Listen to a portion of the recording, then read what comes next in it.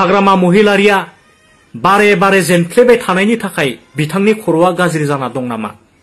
जायनि थाखाय बिपिएफनि सानैसो नेताफ्रा ससियेल मिडियायावहाय गोदाव सोराव उबुल तुबुल बखिगासिनो दङ मानगोनां रायजो राजा लोगो नोंथांमोन दिनै इउपिपिएलनि सासे सापर्टारा दिनै बिपिएफनि हेंथायै मा बाथ्रा बुंखो स' नोंथांमोना बे भिडिअनि गेजेरजों गासैखौ नुलांनो मोनगोन गिलु बालु 2008-2009 सनाव जेब्लानाखि गुबुन हारिफोरजों गुबुन जाथिजों जोंनि बर'जों जे दाङाबाजि जादोंमोन न' बां सावलायनाय जादोंमोन बे बाथ्राखौ दिनै बुरखांफिननानै बे इउपिपिएलनि सासे सापर्टारा मा बाथ्रा बुंखो स' नोंथांमोना बे भिडिअनि गेजेरजों गासैखौबो स्टेप बाय स्टेप नुलांनो मोनगोन बे सासे इउपिपिएलनि सापर्टारा दिनै बिपिएफनि हेंथा हाग्रामा महिलारिनि हेंथा आरो लोगोसे बिपिएफनि माखासे दैदेनगिरिफोरनि हेंथायै मा बाथ्रा बुंखो स' नोंथांमोना बे भिडिअनि गेजेरजों नुलांनो मोनगोन नाथाय आङो बिथांनि भिडिअ क्लिपखौ आङो स्क्रिनाव होग्रोगोन आरो जोबनायावसो आङो फंनैसो बाथ्रा बुंगोन बिनि सायाव स' नोंथांमोना फारसेनिफ्राय स्टेप बाय स्टेप नायलांबानो जाबाय खुलुमबाय बिटिआरआव रायजो जानाय साफ्रोमबो आइ आफा रायजो राजाफोरनि खाथियाव दिनै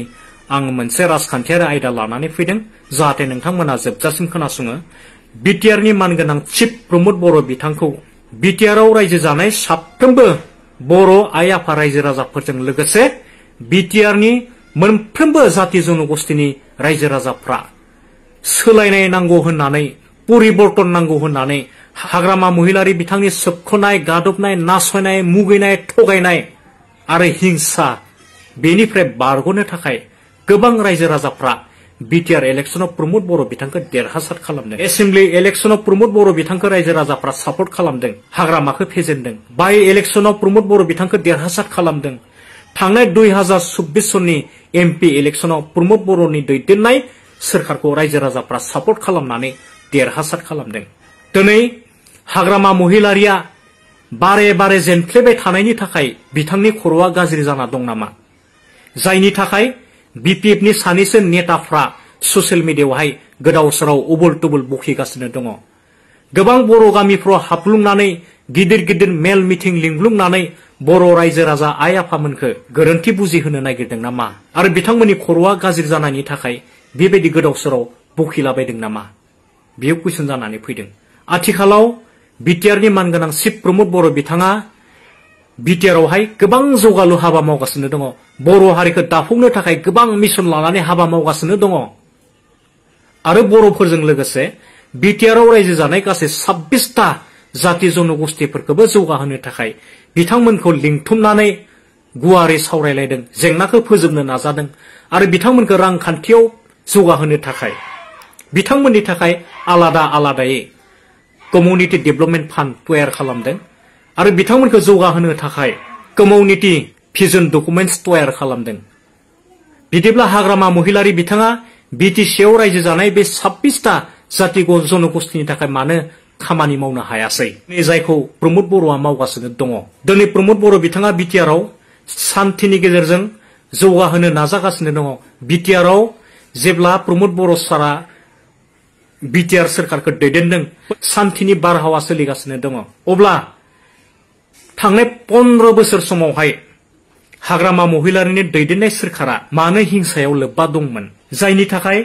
क'क्राझार बायदि जायगायाव बड'लेण्ड टिभि निउसनि बिगोमा बड'सा नार्जारी आमार अखमनि रिपर्टार जगदीश शइकिया एबिएमसुनि आफादगिरि लाफिकुल इस्लामखौ मानो दिनावनो गावथारामोन आरो नोंथांमोननि सान्थिया बेनोमोन नामा जुदि हाग्रामा महिलारि बिथाङा थांनाय 17टा बोसोराव बिटिसिआव रायजो जानाय गासै हारि माहारिनि थाखाय शान्तिनि थाखाय हाबा मावदोंमोनब्ला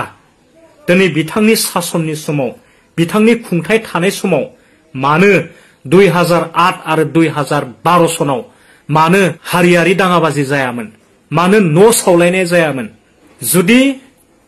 बिपिएफनि आमोलाव हाग्रामा महिलारि बिथाङा बिटिसिआव थानाय बर'जों लोगोसे 26टा जाति जनगोष्ठीनि थाखाय जुदि खौसे हाबा मावदोंमोनब्ला बै समाव मानो गुबुनारिफोरा दुखु मोननानै खुद्रिनानै बर'फोरखौ मुगैनानै बर'फोरनिफ्राय गावस्रानानै मानो बर' संगठन जोनोम होआमोन मानो बर' पलिटिक्स हान्जा जोनोम होआमोन दा मानगोनां रायजो राजा नोंथांमोन दिनैनि सावरायनांगौआ बेखिनियानो आरो उनावहाय लोगो मोनगोन गोजोन्थों अब्ला मानव गेदेर रायजो राजा लोगो नोंथांमोना थारैनो खोनाखाबाय बे सासे इउपिपिएलनि सासे सापर्टारा दिनै बिपिएफनि हेंथायै मा बाथ्रा बुंदों लोगोसे बिपिएफनि माखासे दैदेनगिरिफोरनि हेंथायै मा बाथ्रा बुंखो गिलु बालु 2009 आव जेब्लानाखि गुबुन जातिफोरजों जोंनि बर' जातिजों नांज्लायनाय बुलाय बुसि जादोंमोन दाङाबाजि जादोंमोन न' बां सावजानाय जादोंमोन बिनि बिसय बिथाङा क्लियार खालामनानै होबाय स' नोंथांमोना थारैनो बुजिखाबाय नङा होनब्ला अब्ला आं बेखौसो बुंगोन जे थांनाय 2008-2009 आव जाबाय नाथाय जोंनि संगठन जोंनि आफादफोर थानाय समाव बे जाथाया जादों आरो आं बेखौसो बुंगोन दिनै इउपिपिएल फैनानै बा सान्थि गोरोबथानि उनावबो दिनै जोंनि बर' न'खरफ्रा दिनै मानो न' बां सिफाय जाखो न' बां मानो सिफाय जाखो नैबे बाथ्राया सोंथि जानानै दं दिनै सान्थि गोरोबथामोनब्ला इउपिपिएल सरकारा जुदि सान्थि खालाममारनो हादोंमोनब्ला दिनै बर' बिमाफोरनि मेगनाव मानो मोदै गहोखो बर' बिमा बिफाफोरखौ मानो होखारखो जोंनि लाइमोन सेंग्रा सिख्लाफोरनि लाइफखौ मानो बरबाद खालामनानै होखो न' बां सिफायनानै फरायनांगौ टाइमाव जोंनि लाइफखौ मानो बरबाद खालामनानै होखो नैबे बाथ्राया सोंथि जानानै दं जुदि थारैनो इउपिपिएलआ जुदि सान्थि लाबोमारदोंमोनब्ला दिनै जोंनि बर' न'खरफ्रा मानो होस्रांजाखो नङा होनब्ला रायजोफोर दा नोंथांमोना बे भिडिअनि गेजेरजों मा बुजिनो मोनखो नोंथांमोना बेखौ कमेन्टनि गेजेरजों फोरमायहरदो अब्ला आङो दिनैनि भिडिअखौ बेखिनियावनो फोजोबबाय भिडिअखौ मोजां मोनदोंब्ला लाइक खालाम आरो चेनेलखौ मोजां मोनदोंब्ला साबस्क्राइब खालामनानै होबानो जाबाय